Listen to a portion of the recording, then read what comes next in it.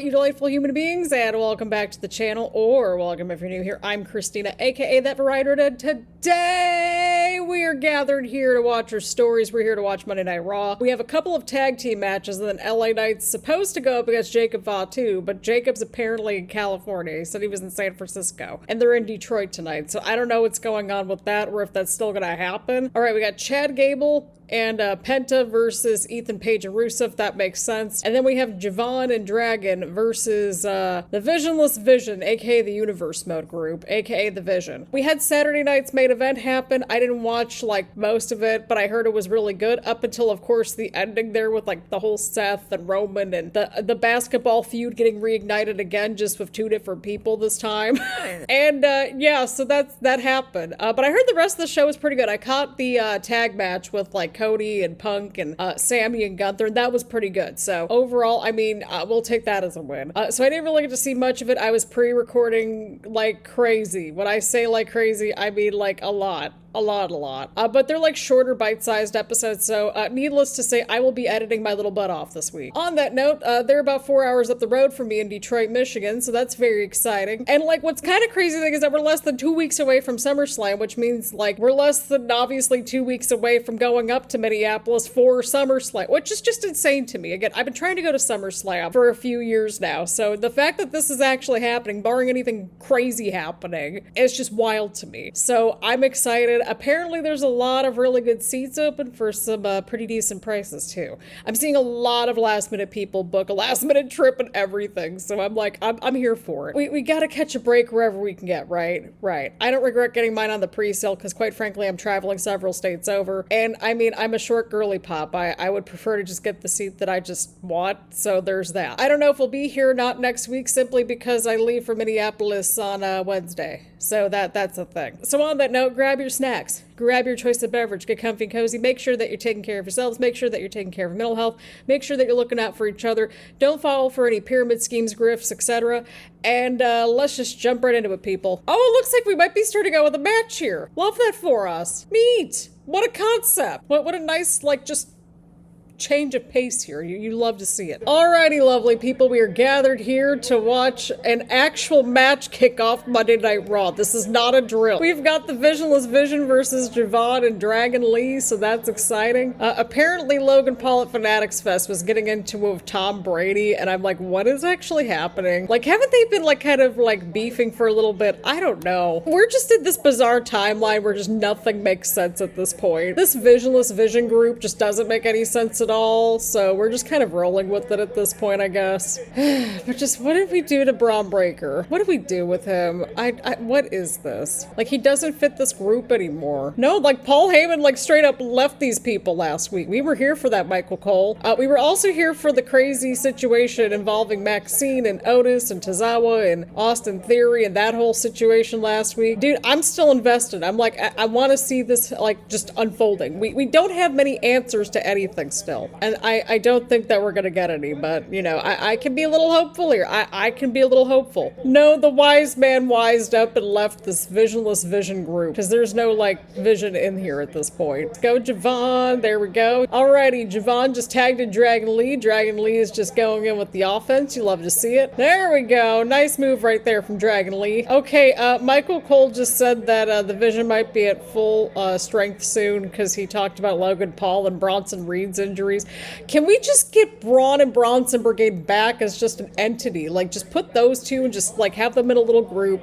Have them just, like, run through half the roster. Have them with Paul Heyman, and we'll be fine. I always said that about the Vision. Braun and Bronson Brigade were the most interesting part of the group. Okay, I'm pretty sure we're maybe back from the break. They usually have the little timer thing, but in case if we're not back from the break, well, we're not back from the break. We are. What was Theory just doing? He was like dancing on the apron and just making fun out of somebody. I don't know what just happened there. But yeah, we didn't get any sort of indication as to whether or not we were back from the break or not. There's no little counter thing that there usually is. I know it was broken during SmackDown, but we need that fixed.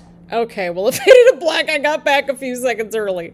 Either way, We are now back from the break. And, I mean, we really didn't miss out on much. It was just the Visionless Vision being the Visionless Vision. Oh, there goes Braun Breaker right into the post. All right, we got Javon in, Austin Theory's in. I like Javon's gear. I like Theory's gear, too. Oh, my goodness gracious. Javon Evans. Just absolutely crazy, dude. Absolutely crazy. We're outside the ring. Oh, my God, Braun Breaker. Oh, my God. Okay, Javon just got Braun Breaker over that Timekeeper's area. Oh, I see what he's doing here. He just did the whole thing like how Braun runs around the ring. Javon just basically went around the ring and took out Braun at the Timekeeper's area. Well played. Yep, Theory is indeed in trouble. Like, I swear, with the Vision, there's only like 1 or 2 people at a time that feel like they're interesting at this point. Like, again, if I missed it or something, but I want to know more about like how like Austin Theory and Maxine just like became a thing. Like what happened? I know they were in the backstage area, but like give us the lore. What brought them together? Like I always say, I'm here to watch the stories, but we got Dragon Lee in the ring, and well, there's Stupid Idiot distracting everybody, and well, there's Maxine. Well, like, I mean, again, this is something different for Maxine. Right? Like the heel manager and that sort of thing. Like it's been a minute since Maxine's been a manager. Oh, there's Braun Breaker with the spear. I think that might be it for Javon and Dragon, to say the least.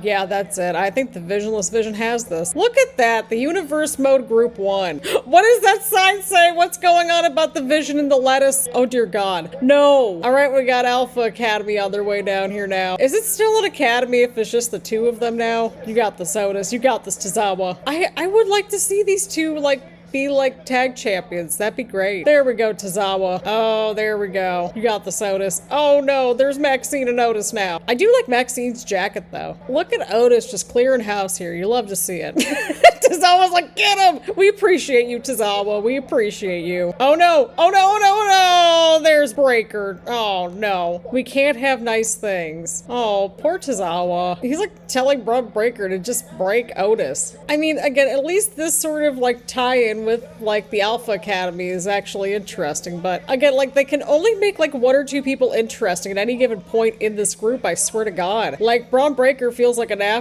he just feels like an afterthought in this group, and he's been in this group like for a while now, right? Logan Paul is just there, like just being annoying, but I mean that's his thing just in general, right? I'm more interested in what's going on with like Maxine and Austin Theory. That's getting them some more just interesting stuff, right? Like they both need a little shift in their character. They needed just something different, and like that's kind of great. I'm here for it. So yeah, I don't know. I just I'm tired of this group now. I'm tired of this group. I'm tired of all the groups, but that's a reoccurring theme around here. But nonetheless, I thought this was a good match to kick off the show, and we had a match kick off the show too, so that was awesome in and of itself. So I think on that alone, and the crowd was into it, we're gonna give this a thumbs up. Again, I'm more invested in this story with like Alpha Academy, Maxine, Austin Theory. Poor Braun Breaker needs to get out of this group. Logan Paul's just annoying, so like there's that. All right, we got Danhausen out here. He had some shenanigans going on with the Judgment Day, and now he's out here. I mean, listen, we could all use an extra $20 here and there, right? So he's got the human monies, and he doesn't want the Judgment Day to have it, and he doesn't need the human monies. So he was gonna give the human monies to the Fanhausens. That's basically what happened until the Judgment Day shenanigans happened. Liv, don't you have a title match? Where's your title at? I'm just saying. Not only does Liv Morgan have her first title defense at SummerSlam, but she doesn't have her title with her, apparently. Oh no! Well, Judgment Day's cursed. So, does that extend to Raquel and Roxanne too? Is that entire group cursed? Oh my God. I need this team up. I didn't realize I needed this team up until now. Joe Hendry and Danhausen. Could you imagine the concert? Could you imagine? Oh my God. No. No, Liv's got the human monies, but they're cursed, remember? So, I mean, this all happened, friends. I'm just gonna give this the thumbs up for Danhausen, and also because I just did not expect Joe Hendry to come out and help him out, but like I'm kind of here for that little team. Alrighty, people. Well, there was a whole situation in the backstage area. Adam Pearce was involved in it, but like basically Danhausen was trying to get the money back. The money was Danhausen money, not like actual human money, and JD had the briefcase and he tossed it right to Femi. So that happened. And I guess that was an accident / part of the curse. And of course, like, JD didn't want to go down to the ring. Adam Pearce was yelling at him and all that. And then, well, Joe Hendry showed up along with Danhausen to help out with the assist there to get JD inside the ring. And I'm pretty sure my recap might be longer than this match, or just as long as the match at least. Yep, that's it. Nice knowing you, JD. What a bizarre, like, just little chunk of the show this was, but, like, I'm here for it. And you know what? We gotta have a quick win for Femi, especially because he's going into Hell in a Cell with Brock Lesnar at SummerSlam. I'm excited to see those two destroy each other live and in person. I'm nervous for the outcome of that match, and, like, what did they do with either of them after? You know what I mean? Like, what would be next for Oba? Like, do they circle back for the title or something? Like, I don't know. I mean, just because this whole situation was insane leading up to this match, and Oba got a strong match, we're gonna give this a thumbs up, right? It's Femi destroying people. I mean, that kind of automatically gives it a thumbs up, I suspect, right? Right. Well, Solo is here, and we have a lot of developments, to say the least. He literally, first of all, said, "I'm not supposed to be here." Sir, you have a 6-man tag team match coming up at SummerSlam. Your other 2 teammates are in the back, and now he's calling out Seth Rollins, and Seth's like, "Hang on here, give me a few minutes here." He just said, "Solo, you don't go here." But, like, where's the same energy for some of these other people that are on this show? Like, I don't know, like the entire Bloodline at this point. Since when was this your show?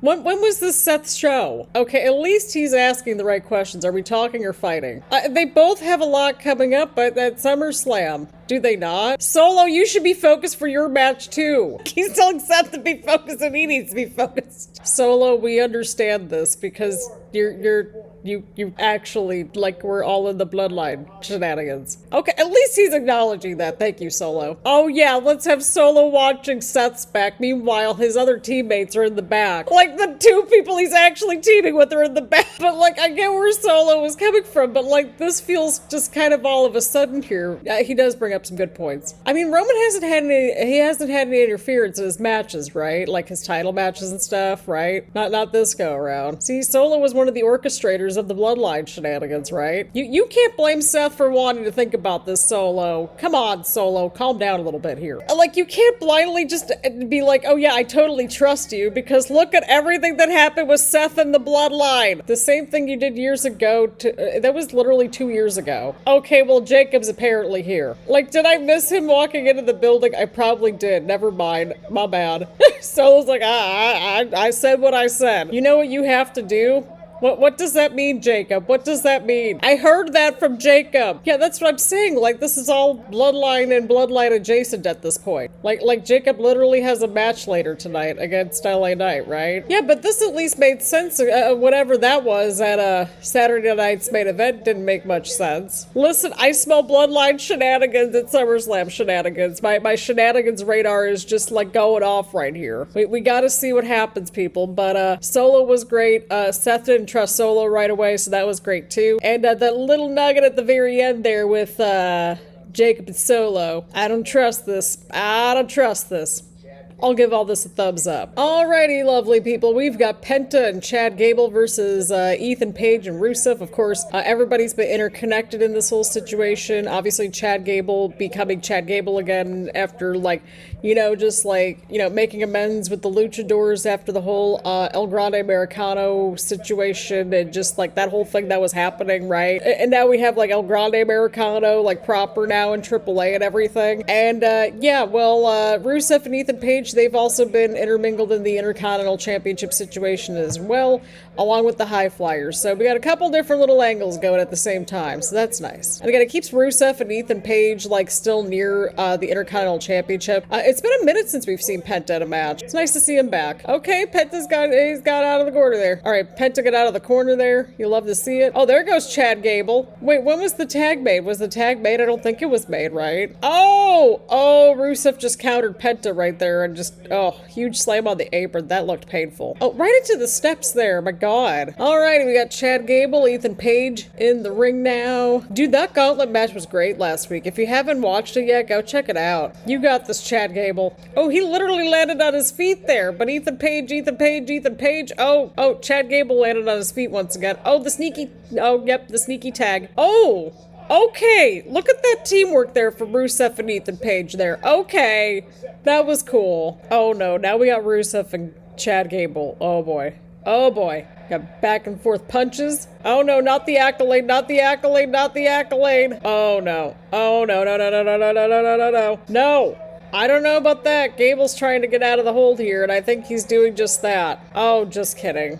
Rusev caught him with a headbutt there. But there's Penta. I saw Penta for a brief second there. I saw Penta. Oh, but Rusev just like threw Gable into the turnbuckle, and Penta was at the top turnbuckle, and this might cost Rusev here, because Chad Gable's got the ankle lock locked in, but there's Ethan Page. Oh, okay! Okay, Penta!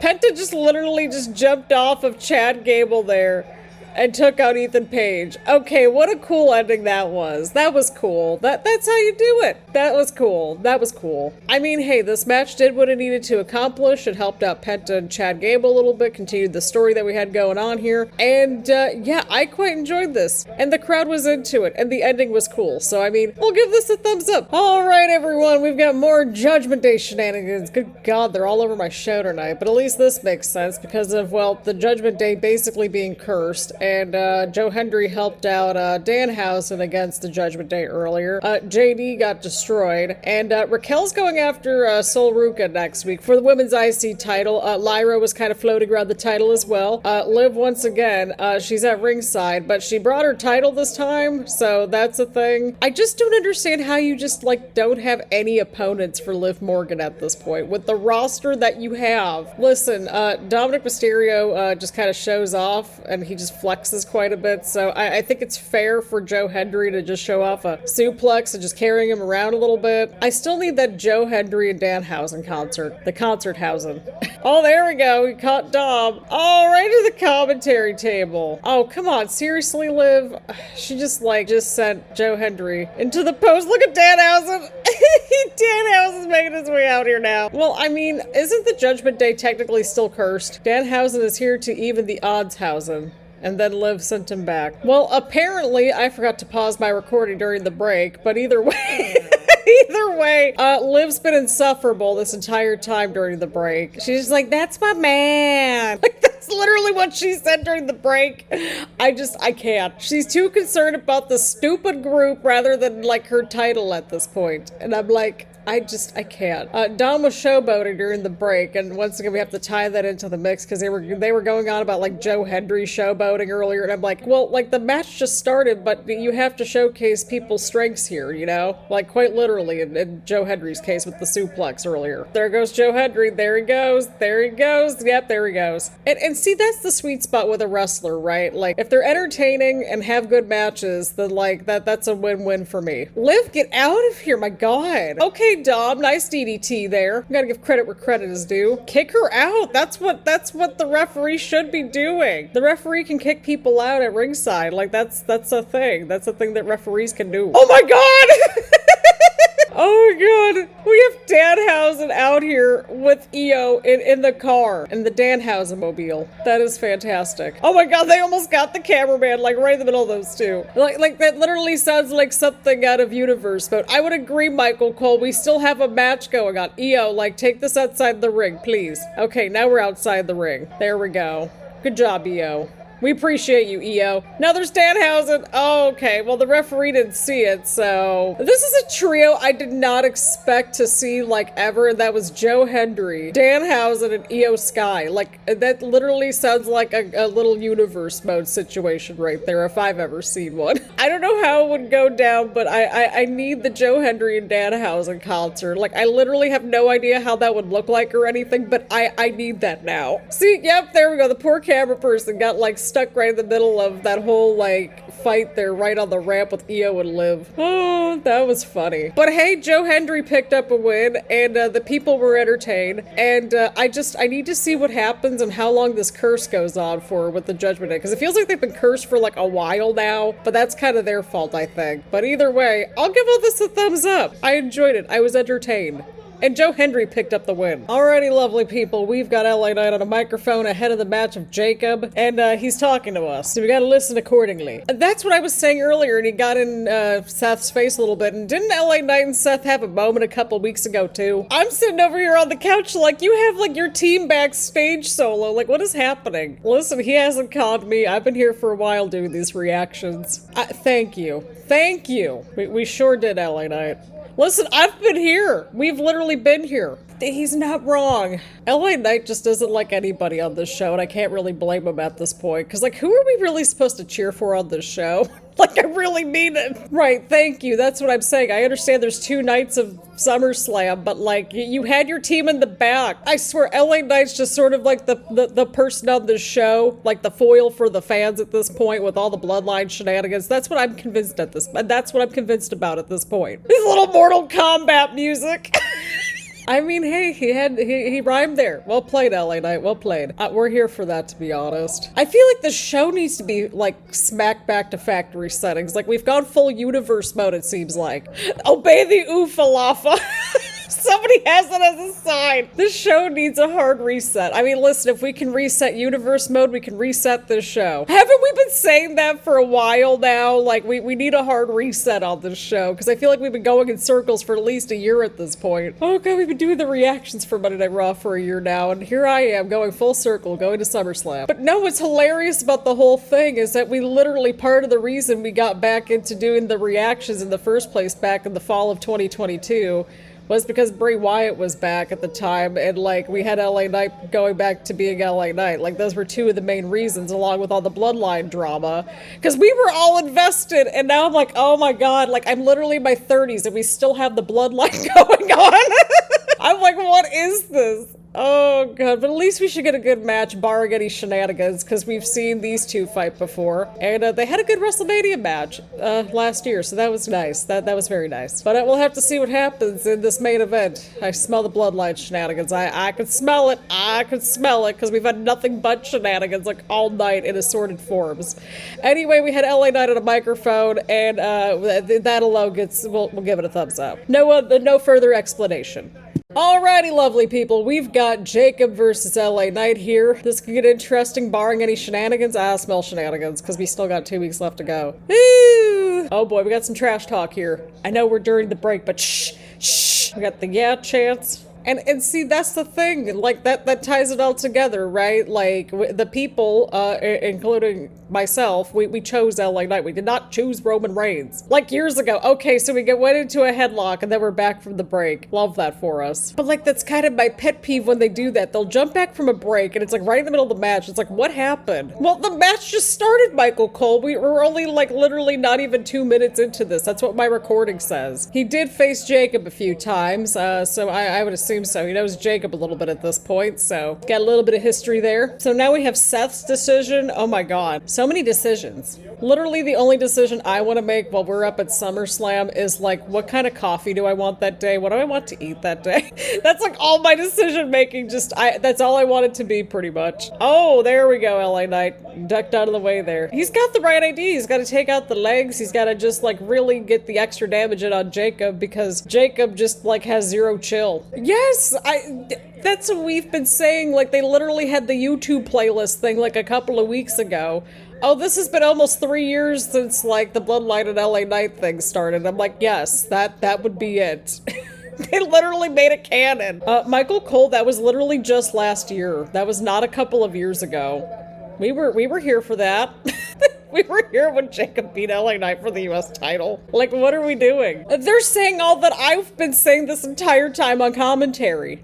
Telepathy, right? Listen, I know that I'm like only 4 hours down I-75, but good lord. Oh my lordy, over the steel steps. I will say this, I swear, if they don't do anything with LA Knight at LA next week, because they literally segued into that, by the way, for his entrance or whatever. Yeah, then I'm gonna have a few things to say about that. Anyway, oh my god, what is he doing? Oh, he just told the camera person to get out of the way. Oh, okay, well there's LA Knight again. Oh my lordy, did you see that? Like, he literally was like getting Jacob's head into the commentary table lid thing, and then it was like, nope, not happening this time. Oh, right into the post, ducked out of the way there. Well, yeah, I mean, you've literally, like, explained the lore, Michael Cole. Like, LA Knight's been dealing with the Bloodline situation basically on and off for 3 years. Like, it's heated. Heated and yeeted. Even though Jay hasn't been around for a minute, and I hope everything's okay with Jay. There we go. LA Knight just took down Jacob right off the apron. Okay, there we go. LA Knight's on the offense as we go into the break. Okay, I'm gonna assume that we're back from the break because the audio cut out for a split second there. See, I'm picking up a little bit better now. Michael Cole, it is not next weekend. Next weekend would be, what, the 25th and the 26th? Jacob is doing all of this for the OTC, so clearly Roman's kind of bothered by LA Knight at this point. Yeah, no, this weekend coming up is the 25th and the 26th. I was right. Oh, Jacob's going to the top rope. He's going to the top rope. He's going to the top rope. Nope, there goes LA Knight. Oh, there we go. Nailed it. Dude, my back hurts just watching that. Like, I literally don't know how they... Oh my... Alright, we got Jimmy. Oh, wait, where's the sign? 0 days without Bloodline shenanigans. And there's Solo! Solo shenanigans at SummerSlam shenanigans. Oh dear Lord, I'm on a roll here. It wouldn't be a main event with someone in the Bloodline without some kind of Bloodline shenanigans, right? Okay. Jacob was trying to go for the drop and LA Knight just dropped. Seriously, Jimmy, get out of here. I was about to say Jacob was going for the Samoan drop. Okay, well there's Royce Keys. There we go. So right now it's taking both Solo and Royce Keys to take care of Jimmy. Oh, I was wondering where Jay was. Team Yeet versus Team Yeah. I just thought of that. Oh, there's Jay. Oh no. We are in full Bloodline shenanigans now. Well, LA Knight just took out Jay right there. Alright, Jacob just hit LA Knight with the Samoan drop. Oh, he might have it here, he might have it. Oh, the moonsault. I just love that moonsault that Jacob does, just in general. Solo was like right there to go after Jacob after, though. Oh, man. It was still a good match, though, and then all the Bloodline shenanigans went down. Yeah, that spear is still terrible from Jay. I know I have no room to talk about moves as, like, somebody that just does not have any athletic ability whatsoever, but I think it's reasonable, right? Oh, here we go. We got Jacob versus Royce Keys. Okay. Oh, no. LA Knight's officially outnumbered now. Oh no, not the death grip, not the death grip. No, not again. Poor LA Knight. Jesus. Oh no, not Jacob now too? Good Lord. Oh no. It is very telling that the only time that we're really cheering for anybody is during the entrance, and then we just continue to just boo them. You know what I mean? At least we're somewhat understanding the assignment, and I think it makes sense when you're like in the crowd too. I just don't trust where anything is going at this point. We've got Team Yeet versus Team Yeah at SummerSlam. Love that for us. We've had so many shenanigans on the road to SummerSlam shenanigans, and I love that for us. Maybe not so much with all the Bloodline and Judgment Day shenanigans, because the Vision actually wasn't too bad. Theirs was more self-contained to that match, but nonetheless, I enjoyed the matchup. Jay is back, and yeah, we had a lot happen at the end here, but I think, you know, before the shenanigans, we were having a really good match. LA Knight and Jacob, they were fully intending on just like destroying each other, and I'm here for that. Solo just continues to just be hilarious, and I really hope he doesn't turn on everybody. I'm rooting hard for you, Solo. But then, you know, we were rooting hard for Jay, and look at what happened to Jay here. Like, we're talking back from a pure character development stance, right? Like, he regressed his We've talked about this before, character regression. That's why people are fed up with Jay at this point. Nonetheless, I enjoyed the match. The people were into it, and Jay's back, and we had nothing but shenanigans. And so we are back in full force with the Bloodline shenanigans, baby. We are back in full force. So because of all of that, I will give all this a thumbs up.